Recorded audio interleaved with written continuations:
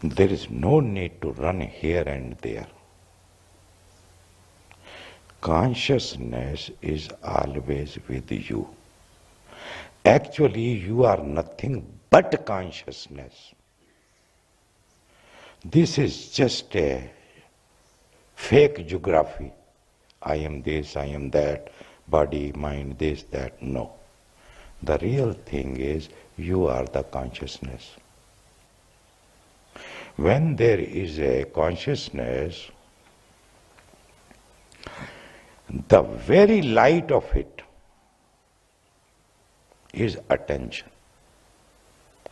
Consciousness after waking has come up. Okay, now he comes, attention goes to him. So let me say in one way, as an analogy, that consciousness is like a sun and attention is like its rays. Okay? If there is no consciousness, there will be no attention. If there will be no attention, there will be no knowing of any sort. Is it okay? So bring that attention which knows the other, which knows the world, which knows the object. It does not know the object, but it knows itself. And that is what actually every religion want to bring you at by other means. The moment you come to the very source of attention, which we have discovered that it is consciousness, it will open its all secret by itself, not by reading books or collecting ideas. So I am giving you some pointers, some indication. So don't catch hold of my finger. See where it's point at.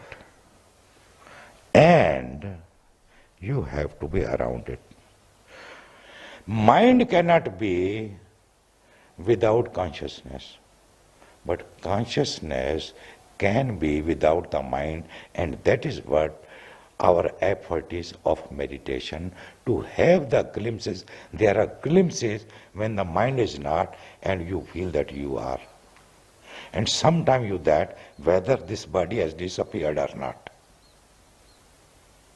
Because consciousness comes to itself. It is not spread out.